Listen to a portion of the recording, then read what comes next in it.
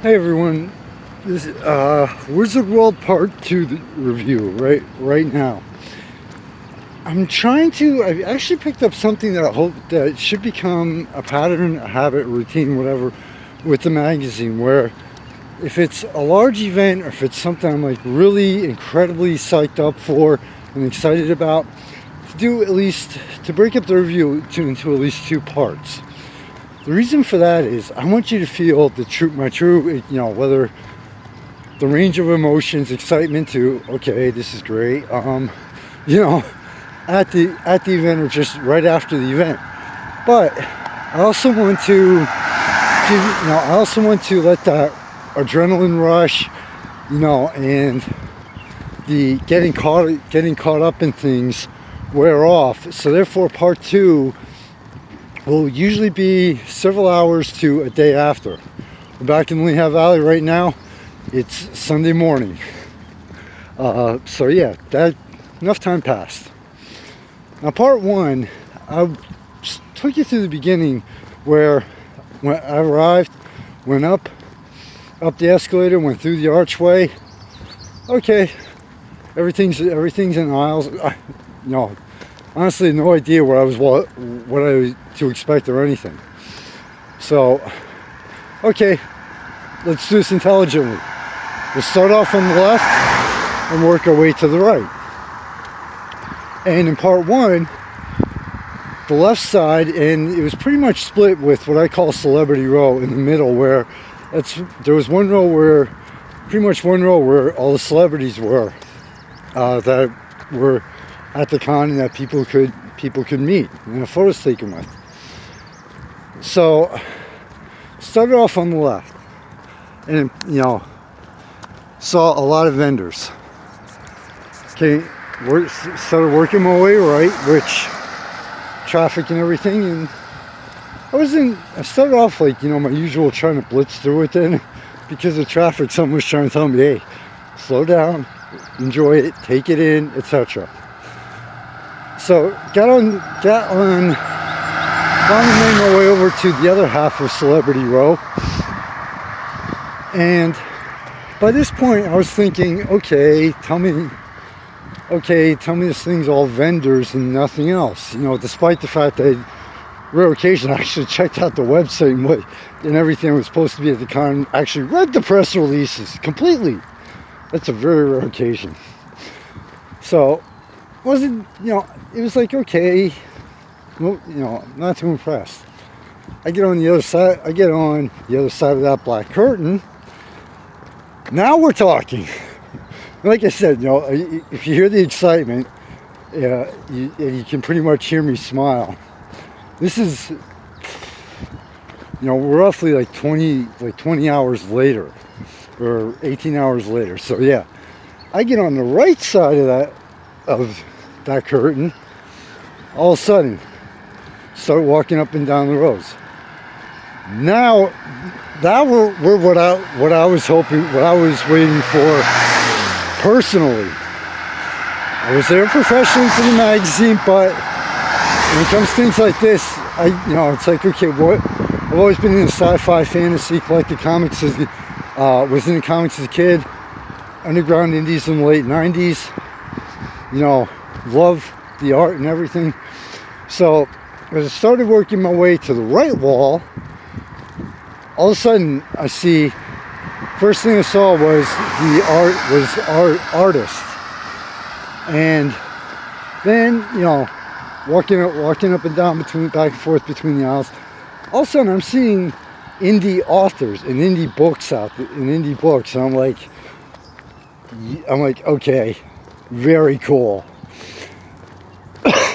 Because I actually prefer, personal preferences is when it comes to authors, in a lot of cases, are the indies and the ones that are just starting out, etc. So, and then as I get towards the far wall, straight ahead, and toward the far right corner, I'm seeing where the cosplay section is. Well, unfortunately, I kind of timed it bad on that one, so we'll love to have seen a competition. And by the way, as far as the cosplay goes, yeah, that was pretty much, if you're really into that any con like this, you're pretty much in pure heaven. Not personally my thing, but it was really cool to see all the people getting the costumes with their favorite characters. And at one point I watched the Short-Lived Heroes of Cosplay on Sci-Fi Channel, and the amount of work. So I wasn't just looking at like, wow, you know, you did a great job. In fact, the one woman who had a photo taken and did get a photo of, you know, I actually asked her, I said, okay, how long did that take you to design? So I was genuinely curious. I'm genuinely curious about, you know, what they put into and how much hard work goes into creating those costumes. So, you know, so we have the artists everywhere from your indies to the artists who've done work for major comics and, you know, superheroes. Got to have the authors. Checked out the cosplay. Then all of a sudden, as I kind of like get into the right corner and along the right, I start walking back towards the 2 rows away from the right wall. Now all of a sudden I'm seeing and along the back I'm starting to see the gaming part, the gaming aspect, which excuse me, which, you know, we're talking, and I did see one or two throughout up to this point, but, you know, the game, you know, and I'm not talking your latest console games.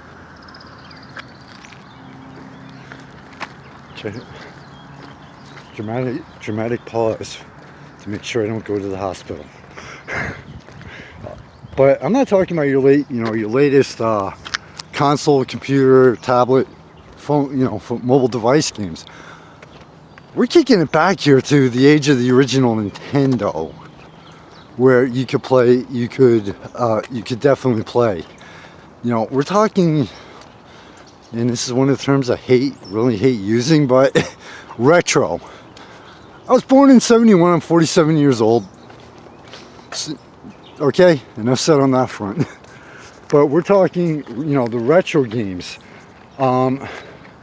So I'm like really, now I'm actually intentionally taking my time, slowing the pace down to check out all this stuff. Don't get me wrong, nothing against the vendors. They had amazing, wild stuff there, really cool.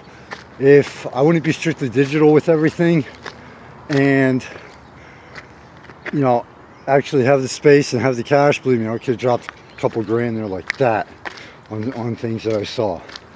But so, and to top everything else off, how about tabletop games?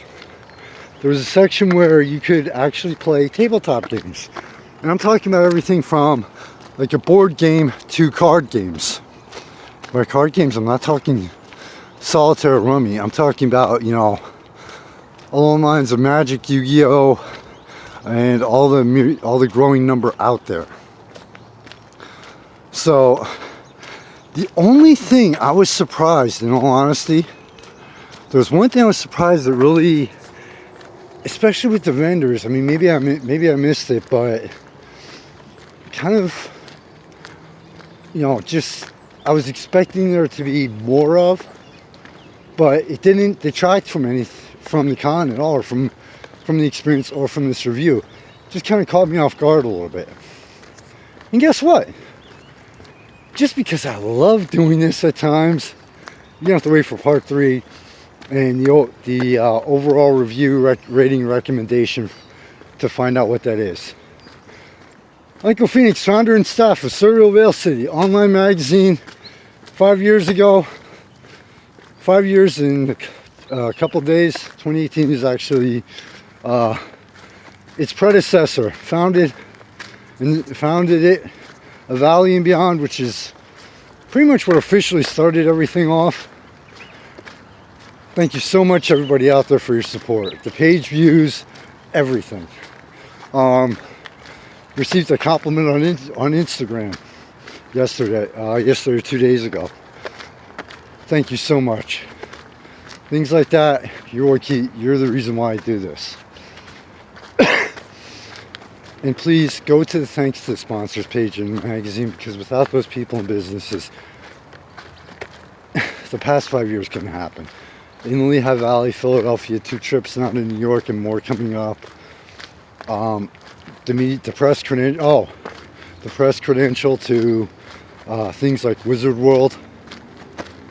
None of this could have happened, you know, honestly. So please go and support those people and businesses. I kind of yesterday ended up taking my own advice, both at the con and in Philadelphia. Took my own advice and what I tell you at the end of every article now. Take some time out, enjoy it with your family and friends. I know life is busy, crazy, hectic, insane. But take some time out and enjoy it, and take some time out for yourself. Recharge your batteries. Remember what the whole thing's about.